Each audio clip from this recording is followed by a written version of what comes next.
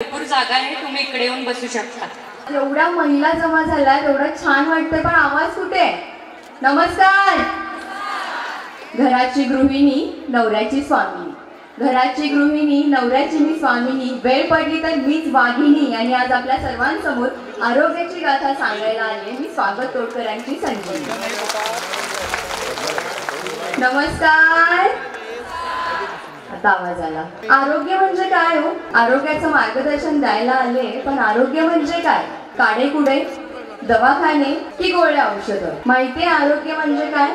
मनाची प्रसन्नता, हसणं, शांत राहणं, कुटुंबाची एकत्रता म्हणजे आरोग्य असतं, जे आपण करत नाही हल्ली. हसतो का कधी? एकेकाची तोंड असं मूग गिळून बसल्यासारखी असतात. बऱ्याच जणांची तोंड मुलगाच झाल्यावर कशी असतात तशी तोंड असतात एकेकाची. हसत नाही आपण. मग का तुम्हाला आजार होऊ नये तो? सगळ्यात मोठं मेडिसिन काय असतं माहितीये? काय? स्वतःचं हसणं, जे आपण हरवून बसलोय. टेन्शन कोणाला नसतं? सगळ्यांना टेन्शन असतं. कुणाला नसतं? देवांना सुद्धा टेन्शन सुटलेलं नाही. तुम्ही आम्ही तर काय हो, साधी माणसं. खूप टेन्शन आलं तर एक छोटासा उपाय सांगते, जो आउट ऑफ वे आहे, माझ्या आयुर्वेदातला नाहीये किंवा निसर्गोपचारातला नाहीये. खूप टेन्शन आलं ना की काय करायचं माहितीये? खिशातून स्वतःचा मोबाईल काढायचा. बायका जास्त आहेत, बायकांना सांगते सुरुवातीला. खिशातून मोबाईल काढायचा आणि वॉलपेपरला आपल्या नवऱ्याचा फोटो लावायचा. आणि पुरुष मंडळींनी काय करायचं? वॉलपेपरला आपल्या बायकोचा फोटो लावायचा, किंवा तरुण मुलं मुली असेल बॉयफ्रेंड गर्लफ्रेंडचा लावला तरी चालेल. पण तिथे काही नसतं. नवरा बायकोनी लावा, आपल्या नवऱ्याचा लावा, बायकोचा लावा. आणि खूप टेन्शन आलं की काढायचा आणि तो बघायचा. आणि काय विचार करायचा, काय म्हणायचं माहितीये? याला जर आपण झेलू शकतो ना तर एवढं टेन्शन काय आहे? बरोबर आहे की नाही? बस टेन्शन गायब. आणि नवऱ्यानं पण तेच म्हणायचं, यार हिला जर आपण झेलतोय तर काय असेल बाकीचं टेन्शन, अजून दुसरं काय? हा जोकचा पार्ट होता. नवरा बायकोनी छान एकत्र राहायचं असतं म्हणून मी सांगते. नवरा बायको आपली एकमेकाची ताकद असतात हो. आणि माझं तोडकर संजीवनी महिला स्वास्थ्य फाउंडेशन आहे. आणि महिलांना घेण्याचं कारण हे आहे, पुरुष मंडळींना वाटेल की हे फक्त महिलांसाठी आहे, तर असं नाही आहे. महिलांचं नाव घेण्याचं कारण आणि महिलांना यात इन्व्हॉल्व करण्याचं कारण हे आहे की घरातली महिला जर सुदृढ असेल तर संपूर्ण घर तिचं सुदृढ असतं. त्याचं उदाहरण मी सांगायचं झालं तर नवरा संध्याकाळी घरी येतो कामावरून, पटण्यासाठी उदाहरण देते. नवरा संध्याकाळी घरी येतो 7 वाजता, आल्यानंतर पाय उमऱ्यातून आत टाकतो आणि काय कर, जरा चहा देतेस का म्हटल्यावर आमची बाई काय म्हणते माहितीये? बायको हा देते, जरा दम काढा. आम्ही काय घरात असंच बसलोय, आम्हाला पण माग कामं होती. ही आमची बाई म्हणते. मला सांगा नवरा येईल का चहा प्यायला घरी? मग तो येतोय पिऊन. चहा की काय ते तुमचं तुम्ही ओळखून घ्या. किंवा त्यातून जर चहा पिणारा असेल मग तो शेजारीचा चहा पिताना दिसतो. चालेल तुम्हाला? चालेल. तेच जर नवरा यायची वेळ झाली, छानसा हातात पाण्याचा तांब्या घेतलाय, काय हो आज लवकर आलात आणि तासभर उद्या नवरा लवकर येईल, एवढं जर बायको माझी प्रेमाने बोलते म्हटल्यावर. कधी कामावरून घरी जातोय असं व्हायला पाहिजे. चहा ठेवू का, डोकं घेऊया का थोडा थोडा, असं जर एवढं प्रेमाने बाई बोलली तर काय होईल त्या नवऱ्याचं? पण आमची बायको हे करत नाही. म्हणून आम्ही बाईला पहिला पकडलंय की पहिला बाईची पी नवऱ्याला लागते, मग नवरा आपोआप सुधारतो. बरोबर आहे की नाही? पटतंय की नाही? त्यासाठी बाईला घेण्याचं कारण. आणि अजून दुसरं म्हटलं तर मी एखादा उपाय सांगितला बाईला की डोकं दुखतंय तर मग एक चिमूटभर मीठ घ्या, जिभेवर ठेवा, 30 सेकंड डोळे मिटून शांत बसा आणि साध्या पाण्याचा एक ग्लास प्या. डोकं दुखायचं थांबतं. मग आमची बाई काय करते? मुलाचं डोकं दुखलं, मिठाची बरणी नेली. नवऱ्याचं दुखलं, मिठाची बरणी नेली. शेजाऱ्या बाजाराचं जरी दुखलं तरी ती हा उपाय सांगते. पण नवऱ्याचं तसं नसतं. नवऱ्याला जर बाईने सांगितलं आवाज नाही डोकं दुखाय, हे 200 रुपये घे, पहिला इंजेक्शन करून ये, खरं गप बस म्हणतो. नवरा उपाय सांगायच्या भानगडीत पडत नाही. म्हणून आम्ही त्यांना घेतलंच नाहीये. पहिला यांना सुधरवायचं. बरोबर आहे, सगळ्यांना सुधरवतात. घराचा मेन पाठीराखा कोण असतो? बाईच असते खरं तर. नवरा हा खमक्या असतो पण बाईच सगळं करते. त्यामुळे बाईला घेण्याचं कारण हे आहे. आज छानशा महिला नटून थटून आल्यात, खूप मोठा क्राऊड आहे महिलांचा आणि खूप छान नटून थटून सजून आलेले आहेत. मला सांगा, तुम्हाला या आपल्या अलंकाराचं आणि या नटण्या थटण्याचं कारण, रिझन किंवा काही माहिती आहे? टिकली लावतात का लावतात, मंगळसूत्र घालतात का घालतात, काही माहिती आहे? नुसतं मेकअपसाठीच, छान दिसण्यासाठी नाही. पूर्वी मधून भांग पाडला जायचा. आज बऱ्याच वयस्कर आजी सुद्धा आहेत इथे, बऱ्याच ज्या आहेत अशा मधून भांग पाडलेल्या. त्याचं कारण माहितीये का? आज आम्ही इकडे पफ तिकडे पफ, एवढा मोठा पफ, भरपूर काही काही करत असतो छान दिसण्यासाठी, छान दिसायला हवं. पण मधून भांग पाडल्याने वे विचार जे डोक्यात येतात ते येत नाही. आज आमचं जरा नवऱ्याची भांडण झाली की बाई बॅग भरते आणि लगेच जाते माहेरी. ते बेविचार पूर्वी येत होते का? आधी नवरा मेल्यानंतर सुद्धा बाई सती जात होती, कोणी वाकडी नजर टाकू नये यासाठी. त्यामुळे हा मधून भांग असायचा. पूर्वी टिकली लावली जायची, आज टिकली कोण लावत नाही. आणि आज जर तुम्ही लावून आला असता तर या उन्हात आणि याच्यात ती राहिली पण नसती, कुंकू राहिलं पण नसतं. कुंकू आज लावायची पद्धतच गेली आहे. आज टिकली लावतात ठीक आहे, पण कुंकू लावण्याचं कारण काय असायचं की त्याच्यामध्ये डोकेदुखीचा बऱ्याच महिलांना त्रास असतो. आमच्या बायका खूप कामात असतात, डोकं दुखतं सगळ्यांचं किंवा अर्धशिशी असते, हे बरेच त्रास होत असतात. तुम्ही कुंकू लावत नाही ठीक आहे, टिकली लावता, पण रोज सकाळी जिथे टिकली लावता जी जागा असते, करंगळीच्या बाजूचं जे बोट आहे त्याने फक्त 30 सेकंड मसाज करायचा आहे गोल. जसं टिकली लावत होतो पूर्वी आपण, फक्त मसाज करायचा आहे. अर्धशिशी, डोकेदुखी, मायग्रेन हे सगळे त्रास कमी होतात. आपण हे करत नाही म्हणून डोकेदुखी वाढली. त्यानंतर मंगळसूत्र घालतात. पूर्वी माहिती आहे मंगळसूत्राच्या वाट्या इथे टेकलेल्या असायच्या. आज ते सगळे फॅशन वेगवेगळी झाले, पण मंगळसूत्राच्या वाट्या इथे टेकल्याने आज महिलांना थायरॉइडचा त्रास खूप वाढलाय. तुमच्यात कितीतरी महिला अशा असतील जिला थायरॉइडचा त्रास आहे, तर मंगळसूत्राच्या वाट्या इथे टेकल्याने थायरॉइडचा त्रास होत नव्हता. हे सगळे रिझन होते. हातात बांगड्या असाव्या, काचेच्याच असाव्या, त्याचं कारण होतं गर्भाशयातील ज्या काही तक्रारी असतात, बरेच प्रॉब्लेम असतात महिलांना गर्भाशयाचे, ते होत नव्हते म्हणून बांगड्या असाव्या, काचेच्याच असाव्या. त्यानंतर पायात जोडवी असावी. जे महिलांना हल्ली पिरियड्सच्या नंतर हार्मोन्स बदलायला चालू होतात, महिला चंचल होतात, तर त्याच्यामध्ये कुठेतरी ती स्टेबल व्हावी याच्यासाठी ते जोडवी होते. आणि पायात जे पैंजण असतं ते चांदीचं असतं आणि ते पैंजण घालण्याचं कारण हे होतं की जी काही बॉडीतली उष्णता असते, अतिउष्णता असेल तर ती खेचून घ्यावी, यासाठी सगळं होतं. आज आम्हाला काही माहीत नाही. मी म्हणत नाही तुम्ही कायम महिन्यातले 30 दिवस, दिवसातले 24 तास हे सगळं घाला, साडी नेसा. हल्ली हे एवढं सगळं कोणीच करू शकणार नाही, मी पण करू शकणार नाही. नाहीतरी गोव्याला गेल्यावर साडी नेसा आम्ही असं मी बिलकुल म्हणणार नाही, नाहीतर तिथं आपलीच खुळ्यात निघते. कल्चरप्रमाणे आणि तिथल्या ठिकाणाप्रमाणे राहावं लागतं. पण आठवड्यातले 4 दिवस तरी आपण ही आपली पारंपरिक वेशभूषा ठेवू शकतो. बाकीचे 3 दिवस तुम्हाला हवं ते घाला, पण 4 दिवस तरी करावं.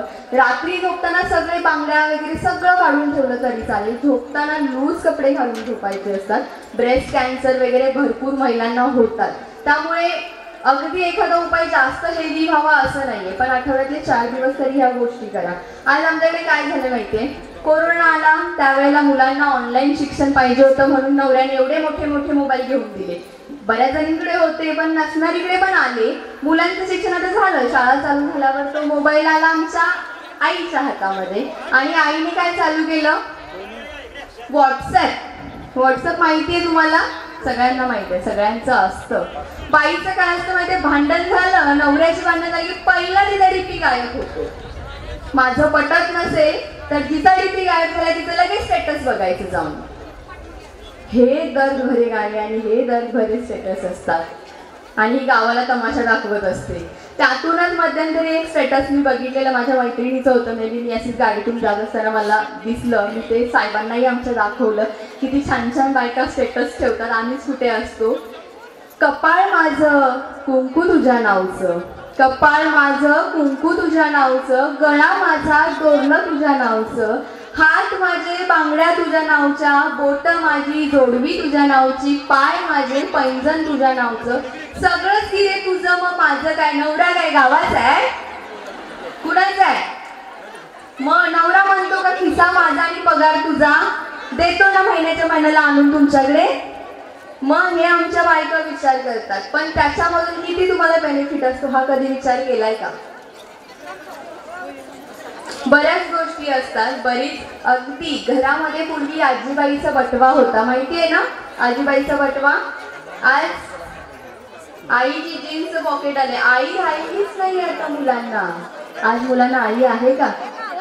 आईची आज मम्मा झाले, मॉम झाले आईची. भले तुमच्याकडे आजीबाईचा बटवा नसेल, मसाल्याचा डबा तरी आहे. मसाल्याच्या डब्यामध्ये तर मगाशी मी म्हटलं त्याप्रमाणे आई आमची आता राहिलीच नाहीये. पूर्वी आमची आई नऊवारीत होती, कासुटा साडीत घट्ट बांधलेला नऊवारी कासुटा असायचा, वरून त्याला केळ असायचं, तेव्हा पोटं वगैरे सुटलेली नव्हती. जशी आई आमची सहावारीत आली, थोडीशी सुटली, थोडीशी म्हणते हा. त्यानंतर आई आमची ड्रेसमध्ये आली, मग जीन्समध्ये आली. जीन्समध्ये आल्यावर मात्र काय काय आणि कुठून कुठून सुटलं हे मी सांगू नये आणि तुम्ही ऐकू नये. पण घरामध्ये आजीबाईचा बटवा नसेल, आईचे जीन्सचं पॉकेट आहे किंवा घरात मसाल्याचा डब्बा आहे, मसाल्याच्या डब्यातले सुद्धा मसाले किती औषधी असतात, किती छान प्रकारे आपल्याला आपल्या आरोग्यासाठी गुणकारी असतात हे तुम्हाला माहित नाहीये. जर पोट सुटलं असेल तर पोट जर सुटलेली असतील महिलांची किंवा पुरुषांची, सगळ्यांना चालते. दालचिनी असते आपल्या मसाल्याच्या डब्यामध्ये, दालचिनीचा बोटाच्या पेऱ्या एवढा छोटासा तुकडा घ्यायचा आहे. दिवसभर थोडा थोडा थोडा थोडा थोडा सगळं तो खिशामध्ये ठेवायचा आहे, पर्समध्ये ठेवा, खिशात ठेवा, पण दिवसभरात थोडा थोडा थोडा सगळायचा आहे. एक्सरसाइज मात्र पाहिजे, पोट तुमचं कमी येईल. जर वजन वाढलं असेल, जास्त जाड असाल तर जिऱ्या ओव्याचा काढा करून पिणे. जिरा 1 चमचा आणि ओवाची अगदी 1 चिमूट थोडीशी घ्यायची आहे, उष्णता वाढेल त्यासाठी. तो 1 ग्लासभर पाण्यात टाकायचा आहे, कडक उकळवायचा आहे किंवा अर्धा तांब्या पाण्यात टाका, कडक कडक कडक उकळवा. सकाळ सकाळी हे करायचं आणि त्याच्यानंतर तो गाळून घ्यायचा आहे, 1 ग्लासभर होईल त्याचं, आणि तो प्यायचा आहे. पिल्यानंतर मात्र फास्ट 15 मिनिटं फास्ट चालायचं आहे. पिऊन घरात बसला तर वजन अजून वाढेल. प्यायचं आणि फास्ट चालायचं आहे, त्याने तुमचं वजन खरंच कमी होईल. अगदी 8 दिवसात फरक जाणवायला चालू होईल. 21 दिवस केलं तर छान तुम्ही मेंटेन व्हायला चालू व्हाल. जेव्हापर्यंत तुम्हाला बारीक राहायचं तेव्हापर्यंत तुम्ही करत राहा, खरंच वजन कमी होतं. हे करून बघा, पण करायला हवं. बरेच त्रास असतात महिलांना, मूळव्याधीचा त्रास असतो. बऱ्याचदा डिलिव्हरी नंतर मूळव्याध उद्भवतं. मूळव्याधाचा त्रास म्हणजे काय? उष्णता वाढते, त्यामुळे हे सगळे त्रास होतात. बेलाचे पानं माहिती आहेत ना?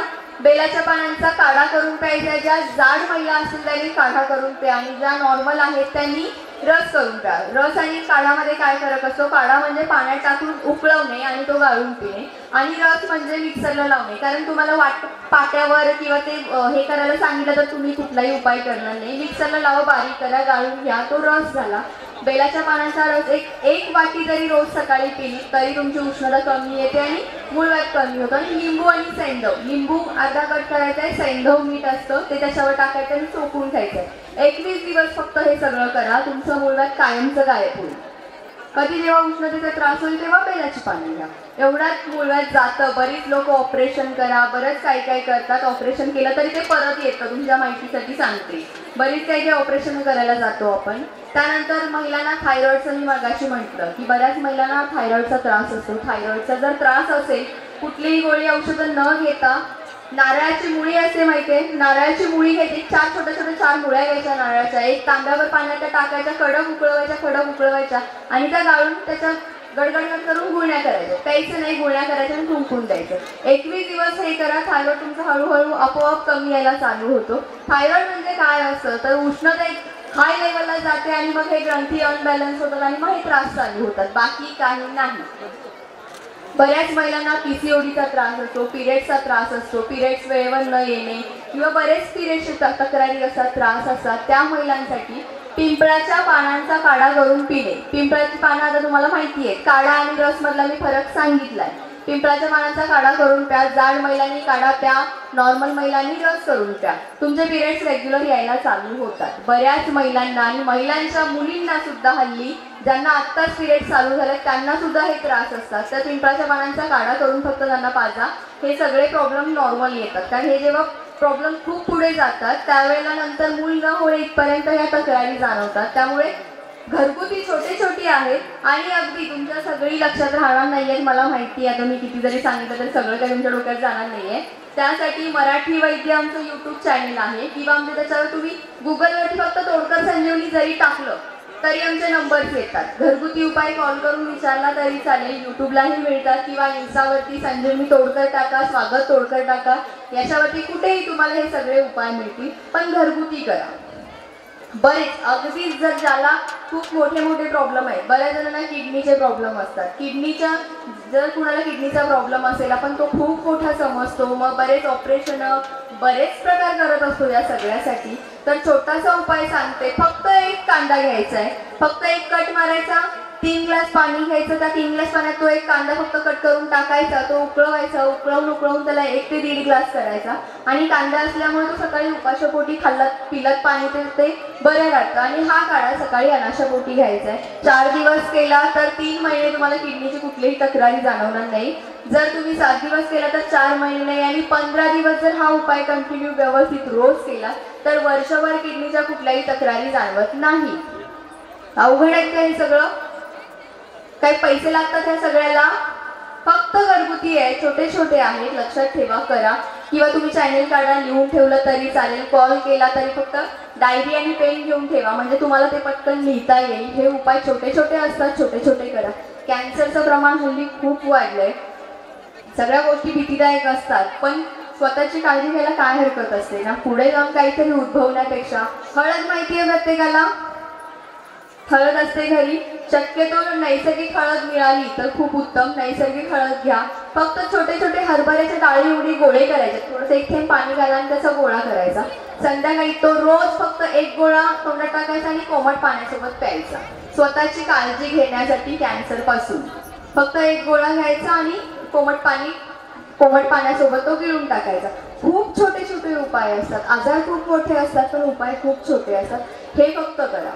अगदी काही वाटलं, काही त्रास झाला, काही जाणवलं, आम्हाला कधीही कॉल करा. एका कॉलमध्ये तुमचा प्रॉब्लेम सगळा सॉल्व्ह होईल. आणि इथे बसलेल्या प्रत्येकाला मी सांगते, कुठलेही तक्रार असू दे, कुठलेही प्रॉब्लेम असू दे, कुठलेही आणि कितीही गंभीर आजार असू देत, एकदा फोन करा. तुम्हाला जे काही त्रास असतील, जो कुठलाही मोठा आजार असो, आम्ही त्यातून तुम्हाला बाहेर काढू. अजून काही सांगू? पण तुम्ही सांगितलेलं व्यवस्थित करायला हवं. व्यवस्थित करा, प्रॉपर करा. बऱ्याच गोष्टी असतात ज्या छोट्या छोट्या असतात, करायला हव्या. आपल्याला जेव्हा जुलाबला लागतं तेव्हा काय करतो आम्ही? पटकन जातो कुठेतरी मेडिकलमध्ये, काहीतरी गोळी घेतो, औषध घेतो आणि ते बंद करतो. जुलाब लागलं, मेथीदाणे असतात, माहिती आहे मेथीदाणे? घरात मेथीदाणे, ह्या अशा काही गोष्टी ठेवा. तुम्ही हल्ली ते मेडिसिनचा बॉक्स ठेवता ना, त्याच्यापेक्षा अशा काही गोष्टी ठेवा ज्या जेवणातही उपयोगी येतील आणि आपल्याला कधी काही प्रॉब्लेम आला तरी उपयोगी येतील. मेथीदाणे 1 चमचा घ्यायचे, तोंडात टाकायचे, चावायचे नाही, खूप कडू असतात ते. फक्त तोंडात घाला आणि कोमट पाण्यासोबत पिऊन टाका. ज्या मिनिटाला हे खाल त्या मिनिटाला पासून तुमचं जे काही जुलाब असेल, डिसेंट्री लागला असेल ते बंद होऊन जातं. पण हे खरंच तुम्ही करा सगळ्यांना. आणि खास माझ्या महिलांसाठी, आज महिला वर्ग खूप आहे, महिलांसाठी हात जोडून मी अगदी कळकळीची विनंती करेन की खरंच स्वतःचं आरोग्य खरंच खूप महत्त्वाचं आहे. महिलांनी स्वतःचं आरोग्य जपलं पाहिजे आणि जपा. कारण कसं असतं ना, नवरा जर चुकून कधी अंथरुणाला खेळला, असं कधी होऊ नये, पण चुकून जर नवरा आजारी पडला तर बाई त्याचं सगळं करते. अगदी कपडे काढण्यापासून, बदलण्यापासून, शी सू, जेवण खाणं, आणि त्यातून आणि फायनान्शियल प्रॉब्लेम आला, त्यातून आणि घरात पैशाचा प्रॉब्लेम असला तर ती कामाला पण जाते ना. पण जेव्हा आपण अंथरुणाला खेळतो, जेव्हा एखादी बाई आजारी पडते आणि अंथरुणाला खेळते, तेव्हा आयुष्यभर कमवलेली लाज, लज्जा, मर्यादा, शरम सगळं काही वेशीवर. कपडे दुसऱ्याने बदलायची, अंघोळ दुसऱ्याने घालायची, जेवण दुसऱ्याने भरवायचं. आणि हळूहळू काही दिवस करतात सगळे, नवरा करेल, मुलं करतील, सगळे करतील. पण आणि 8 दिवस गेले, 10 दिवस गेले की तुमच्या मरणाची वाट बघतात. मुलगा काय म्हणतो?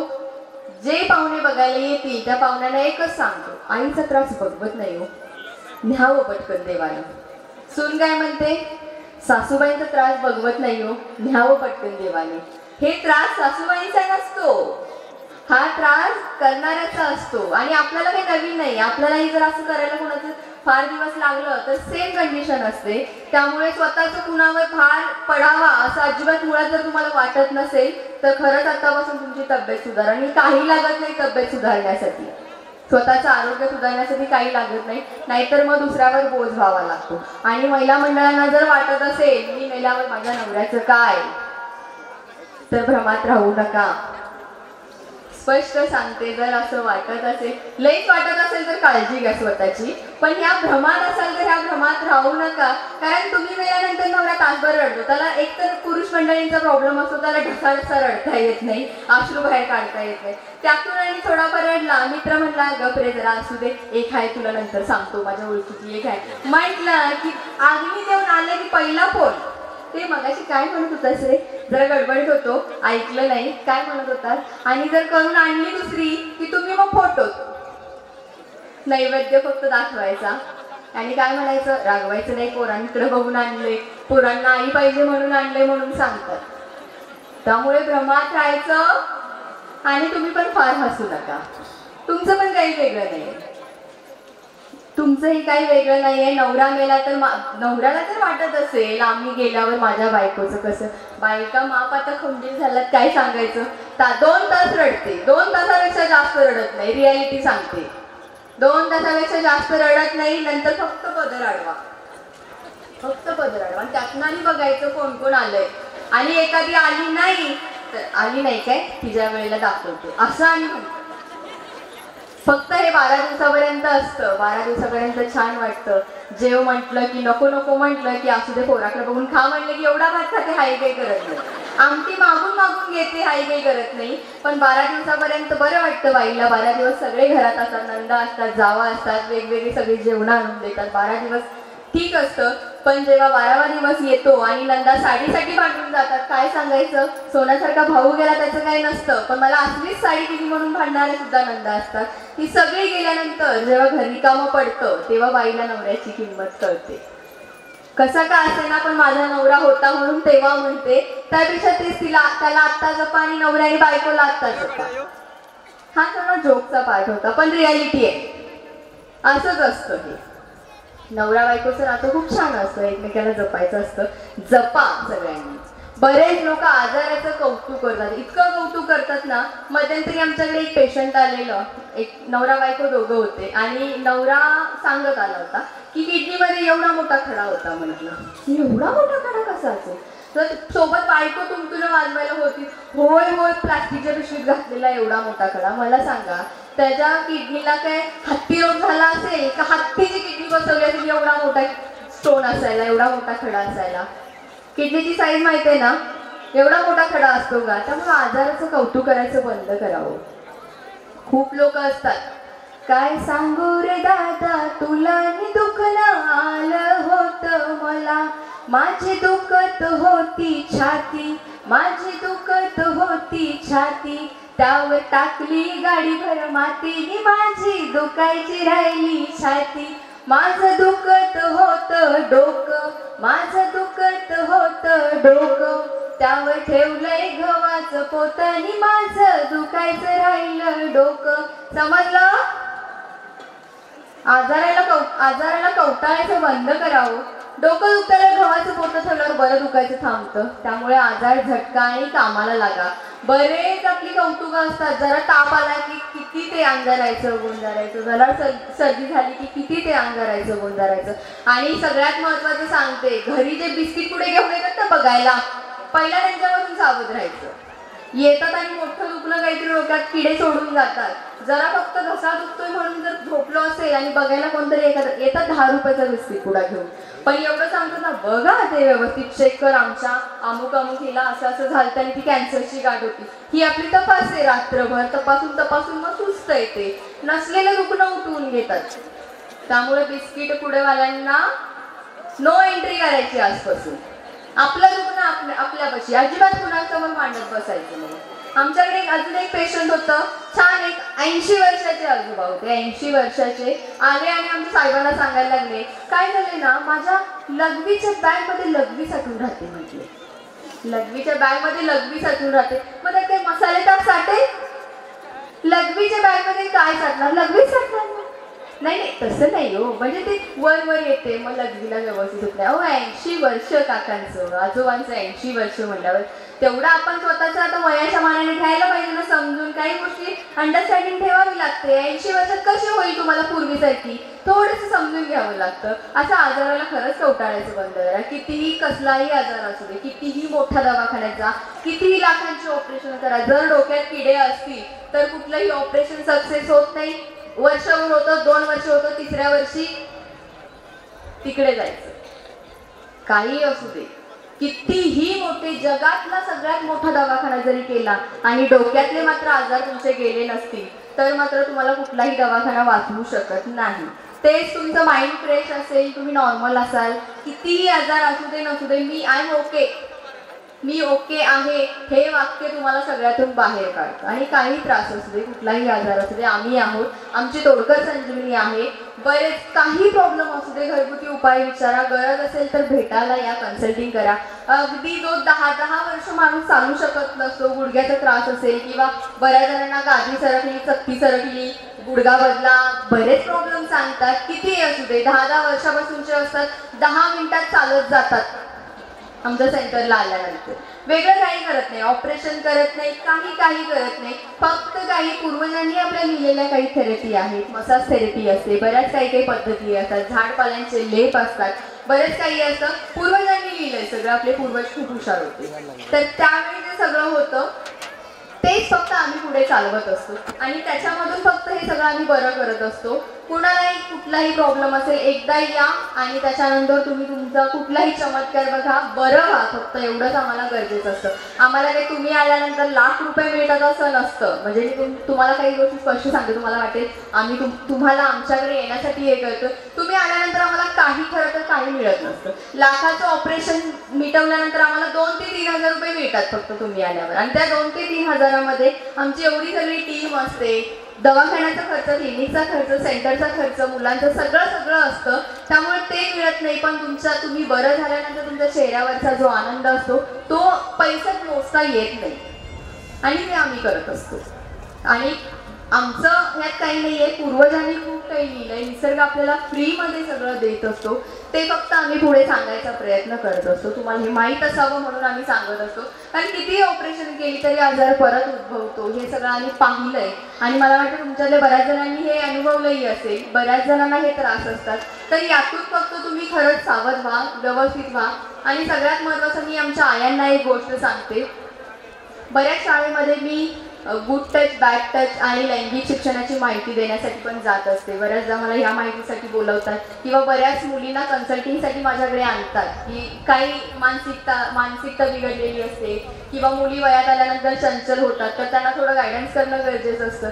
तर घरातली पहिल्यात सुरुवातीची स्टेप सांगते. जेव्हा मुलं लहान असतात आणि आमच्या आईचं म्हणणं असतं की बाबांना एखादी गोष्ट सांगायची नाहीये, तेव्हा आमची आई काय करते, एखादी गोष्ट करत असेल, बाबांचा फोन आला, जर त्यांना सांगायचं नसेल तर त्यांना सांगतात, बाबांना सांग आई वॉशरूमला गेली. मग ते सांगते, बाबा आई वॉशरूमला गेले. तिथून आम्ही सुरुवात करतो मुलांना खोटं बोलायला शिकवायची.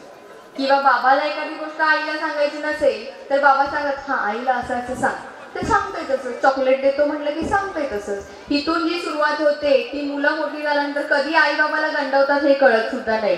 ही सुरुवात आपण करत असतो आणि बऱ्याचदा ह्या गोष्टी घरात होतात. जर कुणाला काही सांगायचं नसेल की मुलांना पहिला पटवतात, खेळायला सोडतो हे सांग, 5 रुपये देते हे सांग, कॅडबरी देते ते सांग. मुलं करतात आणि मुलांना लहानपणी जे तुम्ही डोक्यात घुसवत असतात ते सगळं घुसत असतं. आणि हळूहळू मुलं कसं असतं, मुली चंचल होतात वयात आल्यानंतर. पण सगळं हे सेम नसतं बघा, माहिती आहे तुम्हाला. सगळ्याच मुली सेम नसतात. चंचल झाल्यावर सगळ्याच मुली असं उडाणटप्पूपणा करत नाही किंवा सगळ्याच मुली शांत नसतात. कारण बेसिक कन्सेप्ट ही तुमच्या संस्कारातून येते. सुरुवातीला आपल्याला वाटतं की संस्कार खूप महत्त्वाचे असतात आणि हल्लीच्या ज्या मुली आहेत, हल्लीचे जे पालक आहेत, हे संस्कारावर एवढे भर देतात की प्रेग्नेन्सी राहिली की अजिबात हलायचं नाही. प्रेग्नेन्सी राहिली की झाडू सुद्धा हातात घेत नाही. सासू जरा कधीतरी झाडू हातात घ्यायला लावेल तरी, पण आई मात्र लेकीला खॉटवरनं पण खाली उतरत नाही. प्रेग्नेन्सीच्या 2-3 महिन्यापासून अजिबात हलवू देतात. एवढे लाडावून ठेवतात की नॉर्मल डिलिव्हरी ही कन्सेप्टच आपण बिघडून टाकली आणि बंद केली. हल्ली जर कोणाला बाळ झालं तर बाळ कसं आहे हा प्रश्न पहिला विचारत नाही, सिझर झालं ना हे पहिला विचारतो. कारण माहिती आहे सगळ्यांना सुरुवात ही सिझरपासूनच होते. तर हे करू नका. बाळ जेव्हा पोटात असतं तेव्हा बरेच पालक असे असतात की बुद्धिवाढीची औषधं घ्यायला जातात पोटात असणाऱ्या बाळाला, बुद्धिवाढीची औषधं घ्यायला जातात. तर मला सांगा, त्या पोटात असणाऱ्या गोळ्याला काय तुम्ही बुद्धिवाढीची औषधं, पूर्वी होतं काय हे सगळं? झाली नाहीत मोठी माणसं? आज कितीतरी लोक मोठी आहेत की अशी औषधं घेतली असतील त्यावेळेला त्यांनी. मग तुम्हाला वेगळं काय? मुलं जन्माला आल्यानंतर तुम्ही त्यांना दूध वगैरे देता. दूध तापवण्याची पहिली पद्धत सांगते. छोट्या पातेल्यात जेव्हा तुम्ही दूध, आपण काय करतो, डायरेक्ट गॅसवर ठेवतो आणि दूध तापवतो. तसं तापवायचं नाही. आधी मोठं पातेलं घ्या, त्यात पाणी ठेवा आणि त्यात तुम्ही जे दूध तापवताय ते पातेलं ठेवायचं आणि त्या पाण्यातून ते दूध उकळलं पाहिजे. दूध म्हणजे तुम्ही मुलांना जे पाजताय त्या दुधासाठी. आणि जर त्यांना बुद्धीसाठी जर काही द्यायचंच असेल तर खसखस आणि खडीसाखर हे बारीक करायचे, समप्रमाणात घ्या. सेम घ्या, बारीक करा, मिक्सरला बारीक करून ठेवलं घरात तरी चालेल. आणि त्या दुधामध्ये 1 चमचा घालून रोज प्यायला द्या. रोज एक पिकलेला पेरू त्यांना खायला द्या. बुद्धी वाढते. बरेच अभ्यास करत नाही, हुशार आहे खरं लक्षात राहत नाही, बरेच काही प्रॉब्लेम असतात. कुठली औषधं वगैरे करण्यापेक्षा हे घरच्या घरी छोटे छोटे उपाय आहेत, हे करा. बरेच छोटे छोटे असतात जे आपल्याला माहीत नसतात. खरंच हे करा आयांनो. हात जोडून विनंती करते, आपल्या मुलाला जर सुधरवायचं असेल तर ह्या गोष्टी करणं खूप महत्त्वाचं आहे. आणि अंघोळीची एक पद्धत सांगते. अंघोळीची पद्धत ही असते, आज आपण काय करतो, गडबड, आज इकडे यायचं आहे म्हणून किती जणींनी 2 मिनिटात अंघोळ करून आल्यात? आज यायला सांगितलंय, जायचंय, आम्हाला बघायचं आहे, आम्हाला चित्रताईंना पण पाहायचं आहे, सगळ्या गोष्टी आहेत, एवढं सगळं आज आहे, एवढ्या महिला आहेत. 2 मिनिटात आंघोळ करून बायका बाहेर येतात. बदा बदा पाणी होतात, बाहेर येतात. आंघोळीची पहिली पद्धत, चूळ भरून पहिला तुम्ही काय असेल, ब्रश करा, तोंड धुवा, चूळ भरा, तोंडात पाणी पकडून ठेवायचंय. त्याच्यानंतर अशा प्रकारे गाल फुगवून तोंडात पाणी, जे आंघोळीचं पाणी आहे ते आंघोळीचं पाणी तोंडात पकडून ठेवा. त्याने काय होतं, ॲलर्जी, बऱ्याच जणांना बघा बारमाही सर्दी असते किंवा जरा धुळीत गेलं की शिंका, खोकला हे सगळं चालू होतं. हे सगळे त्रास कमी होतात, ॲलर्जिक सर्दी कमी होते. तोंडात पाणी धरून सगळ्यांनी आणि तुमच्या मुलांना मुलींना सगळ्यांना हा उपाय सांगा. तोंडात पाणी धरायचं आहे. बऱ्यापैकी जे खाज वगैरे उठते ना अंगाला, त्याने मीठ टाका आंघोळीच्या पाण्यात, किंवा तुरटीचा खडा एक घरी ठेवायचा, तुरटी ठेवायची, कधी मीठ टाकायचं, त्याने आंघोळ करा. तोंडात पाणी पकडा. त्याच्यानंतर सुरुवात होते पायावरती, पायाच्या तळव्यावरती पाणी होता, फक्त खाली पाणी होता. त्यानंतर गुडघ्यापासून खाली पाय धुवा. त्यानंतर कोपऱ्यापासून पुढे हात धुवायचे. मग एका खांद्यावर, मग एका खांद्यावर, आणि मग डोक्यावर पाणी ओतायचं असतं. आम्ही काय करतो, सुरुवातीला डोक्यावर बदाबद पाणी ओतून घेतो. एकतर रात्री झोपून उठलेलं असतं, शरीर शांत झालेलं असतं, अशामध्ये हृदयाची पंक्ती पण शांत असते, सगळं शांत असतं. आणि जर डोक्यावर डायरेक्ट पाणी ओतलं तर मात्र हृदयाची धडधड, सगळ्या गोष्टी फास्ट व्हायला चालू होतात. बीपी शुगरचे त्रास आहे त्याच्यामध्ये व्हायला चालू होतात. त्यामुळे कृपा करून ही पद्धत विसरू नका. तुमच्या मुलांनाही सांगा, ह्या गोष्टी खरंच खूप महत्त्वाच्या आहेत. शुगर बीपी हे नंतर होतं, पण सुरुवात इथून असते. जेवत असताना पूर्वी बायका कशा जेवायच्या माहितीये, पोटाला एक पाय पकडून जेवायच्या. तसंच जेवत असताना सकाळी उजवा पाय आणि संध्याकाळी डावा पाय पोटाशी घेऊन आंघोळ जेवण करा. आणि पुरुषांनी मात्र मांडी घालून जेवायचं. म्हणजे पुरुषांनाही कुठले उपाय सांगू नका. पुरुषांनी मांडी घालून जेवायचं आहे आणि स्त्रियांनी सकाळी उजवा पाय आणि संध्याकाळी डावा पाय पोटाशी घेऊन जेवायचं आहे. आणि जसं मी टिकलीसाठी मगाशी गोल सांगितलं, तर तसं पुरुषांनी नाम जसं ओढतो तसं फक्त 3 वेळा मसाज करायचा वरती. नाहीतर महिलांसारखं गोल गोल नाही करायचं आहे तुम्हाला. जो पुरुषार्थ असतो, बऱ्यापैकी चालणं, हे सगळ्या गोष्टी असतात, तर पुरुषांना फक्त 3 वेळा नाव ओढल्याची प्रोसेस करायची आणि महिलांनी 3 वेळा 30 सेकंद तुमचं गोल कुंकूच्या ठिकाणी मसाज करायचा आहे. ह्या बऱ्याच गोष्टी असतात, ह्या सगळ्या करा. आणि अजून महत्त्वाचं मी लास्ट जाता जाता सांगते, महिलांना पिरियड्सचे जे प्रॉब्लेम असतात तर त्याच्यासाठी पिरियड्समध्ये योग्य पॅड कोणतं वापरावं हे सगळ्यात महत्त्वाचं असतं. आणि योग्य पॅड म्हणजे काय, पॅड तर सगळे सेमच असतं जसं आपण म्हणतो, पण कॅन्सर जे वाढत आहेत महिलांमध्ये, कॅन्सरचं जे प्रमाण वाढतंय त्याच्यामध्ये प्रायव्हेट पार्टला कॅन्सरचं प्रमाण खूप हल्ली वाढायला लागले. कारण आमच्याकडे दिवसातून 400-500 पेशंट मी बघते कोल्हापूरमध्ये असताना, बाकीच्या सेंटर्सला आणि वेगळे, त्यामध्ये महिलांचं प्रमाण जास्त असतं. आणि याच्यामध्ये योनी मार्गाचे कॅन्सर सगळ्यात जास्त वाढले. पिरियड्स येत नाही त्याचे प्रमाण सगळ्यात जास्त आहे. PCODचा त्रास आहे, हे सगळ्यात जास्त, आणि मुलं होत नाहीयेत, हा सगळ्यात मोठा प्रॉब्लेम वाढलेला आहे. तर याच्यामध्ये कारण काय होतं या 5 दिवसामध्ये एकतर उष्णता खूप वाढलेली असते, माहिती आहे तुम्हाला, पुरळ येणं किंवा खूप हीट वाढते, खूप त्रास होत असतो आणि ती उष्णता गर्भाशयापर्यंत जाते आणि गर्भाशयापर्यंत गेल्यानंतर मग पिरियड्स व्यवस्थित न येणे, रक्ताच्या गाठी तयार होणं, गर्भाशयात गाठी तयार होणं, ह्या सगळ्या गोष्टी होतात आणि नंतर हळूहळू याचं गर्भाशयाची पिशवी काढणं किंवा बरेच प्रॉब्लेम होतात, जिथून नंतर मुलं न होणे इथपर्यंत हे त्रास जातात, मुलं न होणे. त्यामुळे कृपा करून या गोष्टी कुणाच्या होऊ नयेत यासाठी आम्ही तोडकर संजीवनी आज काय आणलेलं नाहीये, पण मी तुम्हाला फक्त सांगते तोडकर संजीवनीने आम्ही ह्या महिलांचा विचार करू, कारण माझं फाउंडेशन आहे मी त्या महिलांसाठी केलं होतं. खरं तर वेरा टच हे एक पॅड काढलंय, त्याच्यामध्ये ॲलोवेरा बेस आहे, म्हणजे ॲलोवेरा म्हणजे माहिती आहे तुम्हाला कोरफड, तर कोरफड घालून केलेलं हे पहिलं पॅड आहे, कारण हा खास महिलांचा विचार करून तयार केले. कारण कोरफड घातल्यामुळे काय होतं, उष्णता पॅडमध्ये खाली खेचली जाते जी तुम्हाला वरपर्यंत जात नाही, म्हणजे त्याचं मूळ तुम्हाला नंतर मुलांचं किंवा पिरियड्स न होण्याचं हे सगळे त्रास ते कमी होतात. तुम्ही एकदा घ्या, वापरून पहा, इथं मिळत नसेल आमचे नंबर्स आहेत गुगलवरती, कुठेही तुम्हाला तोडकर संजीवनी, स्वागत तोडकर, संजीवनी तोडकर काही जरी टाकलं तरी मिळतील. मराठी वैद्य यूट्यूब चॅनल आहे, तुम्ही बघून ठेवा, सबस्क्राईब करून ठेवा. कधी मध्यरात्री जरी उठलात, काहीतरी त्रास होतो, पटकन सर्च केला तरी तुम्हाला उपाय मिळेल. अचानक रात्रीचं कुठे जाणार ना दवाखान्यात, त्यासाठी कधीही सर्च करा, त्याच्यामध्ये तुम्हाला हे सगळे उपाय मिळतील. आणि कृपा करून दवाखान्याच्या फेऱ्या काढण्यापेक्षा घरगुती उपाय करा, मी नेहमी सांगेन. खरंच हे सगळं करा. आणि माझं तोडकर संजीवनी महिला स्वास्थ्य फाउंडेशन आहे, तुम्हाला ते नंबर मिळतीलच, तुम्ही जॉईन व्हा. आणि जॉईन झाल्यानंतर तुम्हाला म्हणजे हे फक्त आरोग्यासाठी खास असं कार्यक्रम आणि ह्या सगळ्या गोष्टी तर तुमच्या असतात एन्जॉयमेंटच्या, नाही का तुम्हाला वेगळं सांगायची गरज नाही, पण खास तुमच्या आरोग्यासाठी आहे. तर फक्त तुमच्या आरोग्यासाठी काही गोष्टी आहेत, बऱ्याच गोष्टी सांगायच्या राहून जातात, बऱ्याच सांगता येत नाही, त्यामुळे तुम्ही त्याच्यावरती सर्च करा, बघा. आणि जाता जाता शेवटचं सांगते, केसांसाठी महिलांना खूप गरजेचं असतं, केस आणि चेहरा. तर केसांसाठी महत्त्वाचं, ज्यांना झुपकेदार केस पाहिजेत, लांब सडक केस पाहिजे, तर याच्यासाठी संत्रीचं साल माहितीये, संत्री खातो आपण विकत, फक्त संत्री खायचं पण घ्यायचं नाही, संत्री खा तुम्ही, त्याचं साल फक्त ठेवा. साल रात्री मिक्सरला स्मॅश करायचं, बारीक करा मिक्सरला, एका बाउलमध्ये ठेवा, प्लेट झाकून ठेवा. सकाळी उठल्यानंतर केसांना लावा, 10 ते 15 मिनिटं लावून ठेवा आणि नंतर धुवून टाका. कुठला शॅम्पू लावायची गरज नाही, कुठलाही तुम्हाला कंडिशनर लावायची गरज नाही, नाहीतर आम्ही कंडिशनर आणि शॅम्पू लावण्याच्या मध्ये अर्धे केस आमचे गळून जातात.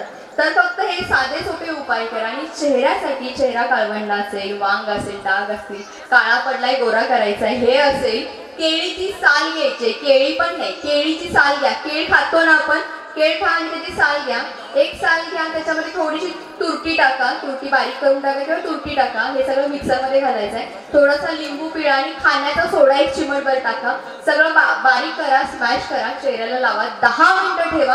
कुठल्याही प्रकारचं बाहेर जाऊन फेशियल करायची गरज नाही, कुठल्याही प्रकारे मेकअप करायची गरज नाही, हे करून बघा. साईड इफेक्ट कुठलेच नाही आहेत, पण करून बघायला काही हरकत नाहीये, मला वाटतं करून बघा. अगदी फेशियल केल्यासारखा छान ताजा टवटवीत आणि गोरा चेहरा दिसेल, हे तुम्ही खरंच करून पहा. आणि छान अगदी सगळं नैसर्गिक आहे, नॅचरल आहे, सगळं करा. तुम्ही नंबर घ्या आमचे, मी हवं तर एकदा नंबर सांगू का तुम्हाला, 0231 26 88 800, म्हणजे 800. परत सांगू, 0231 0231 26 88 800 26 88 800. नोट करून घ्या किंवा गुगलवरती मुलांना सांगा, मुलीला सांगा, फक्त आमचं नाव जरी टाकलं, तोडकर, स्वागत तोडकर, संजीवनी तोडकर, मराठी वैद्य, काही जरी टाकलं, इंस्टा, फेसबुक, यूट्यूब, कुठेही टाका, गुगलवर टाका, नंबर येतील तुम्हाला. आणि हे सगळे मी जे सांगितलेले उपाय आहेत ते सुद्धा मिळते, करा आणि खरंच आरोग्य सुधारा. आणि सगळ्यात महत्त्वाचं, आज तुम्ही जे जमलाय तर सांगते, आता वोटिंग येत आहेत, मतदान चालू होईल, तर मतदानाचा अधिकार कोणीही गमावू नका. स्वतःचा मत कोणालाही द्या, तुम्हाला तुमचे नेते समजतात योग्य अयोग्य, मत द्या, कुणालाही द्या, पण मतदान करा, कारण तुमच्या मतदानाने खूप काही घडत असतं. त्यामुळे प्रत्येकाने आपल्या मतदानाचा जो हक्क आहे तो बजावायचा आहे. प्रत्येकाने मतदान करा. थँक्यू, एवढा वेळ मला झेललं, थँक्यू सो मच. याच्या व्यतिरिक्त कोणतीही महिला व्यासपीठावरती स्थानापन्न होणार नाही याची काळजी घ्या। या ठिकाणी आदरणीय सौ संजीवनी स्वागतजी तोडकर माई यांनी या ठिकाणी आपल्याला आरोग्यविषयक उद्बोधन केलेलं आहे। त्यांचा पुढचा प्रोग्राम असल्या कारणानं त्यांचा इतकं स्वागत आणि सत्कार संपन्न झालेला आहे आणि त्यांनी या ठिकाणी आपल्याला जे उद्बोधन केलेलं आहे त्या उद्बोधनाबाबत चंदगड विधानसभा मतदारसंघाच्या वतीनं या ठिकाणी मनापासून त्यांना धन्यवाद या ठिकाणी देत आहोत।